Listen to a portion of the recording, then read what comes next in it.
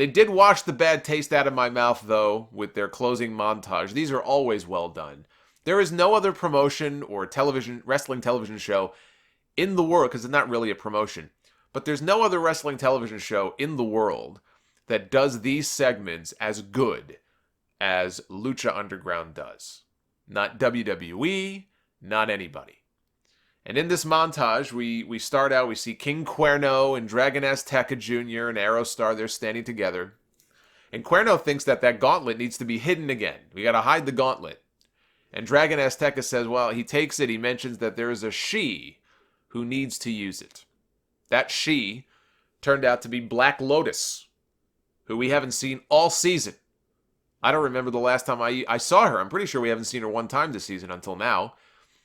She confronts Matanza and tells him she knows it was him who killed her parents and not Dragon Azteca. And she uses the gauntlet to do her best Kano from Mortal Kombat impersonation. And she rips Matanza's heart right out of his chest. And here you thought we were going to get out of this last episode without somebody getting murdered. You thought wrong. She gives the gauntlet back to Dragon. At least they wrapped up that story arc. Like, I could sit here and say, well, she came out of nowhere. We didn't see her all season. All of a sudden, she's back. But they tied up that storyline, so that's cool. So Dragon has the glove back, and he's in the back somewhere. And we see Swagger shows up, and he kicks his ass, breaks his ankle, and takes the glove. He says, this belongs to us. Meanwhile, Johnny, elsewhere, backstage, Johnny finds Taya, tells her that he's ready for their honeymoon now that he has vanquished Matanza. He has avenged what he did to them at their wedding. Taya, though, has been possessed by the evil, creepy doll and says, I'm not your wife, I am a god. So then we cut to the limo scene. Inside the limo, we see the FBI agent who shot and killed Dario last season. Dario's father, Antonio, is in there as well. Swagger, he's got the Lucha Underground Championship with him. Hexagon Black.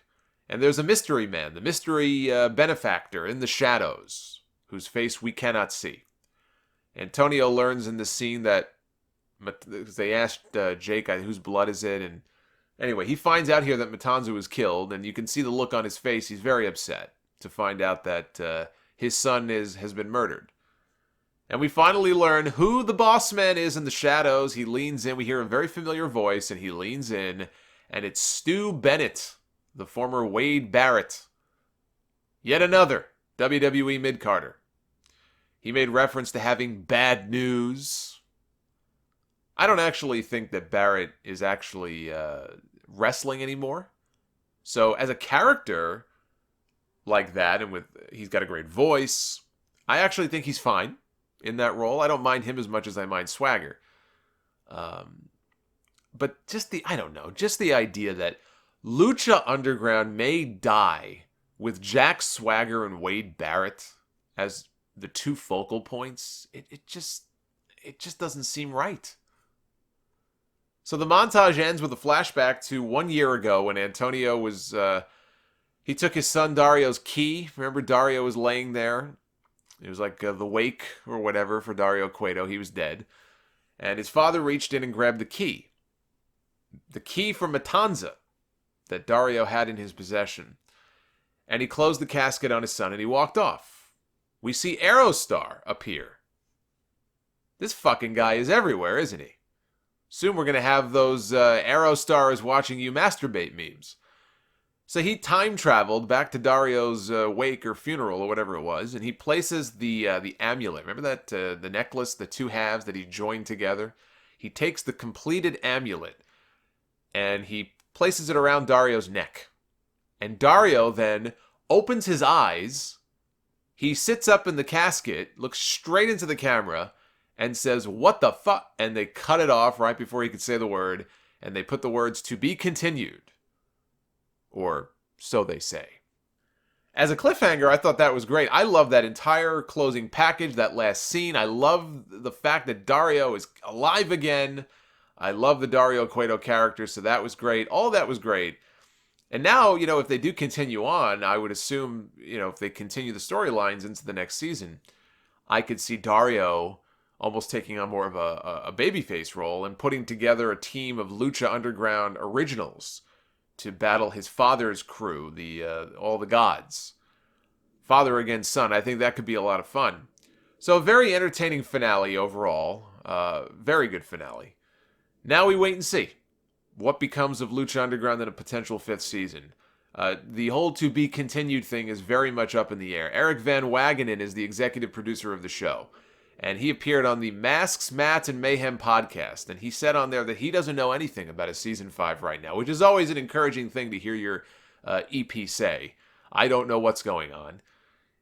It sounds, based on what he was saying, if you read between the lines, it sounds like El Rey likes the show. El Rey likes Lucha Underground. They would love to continue Lucha Underground.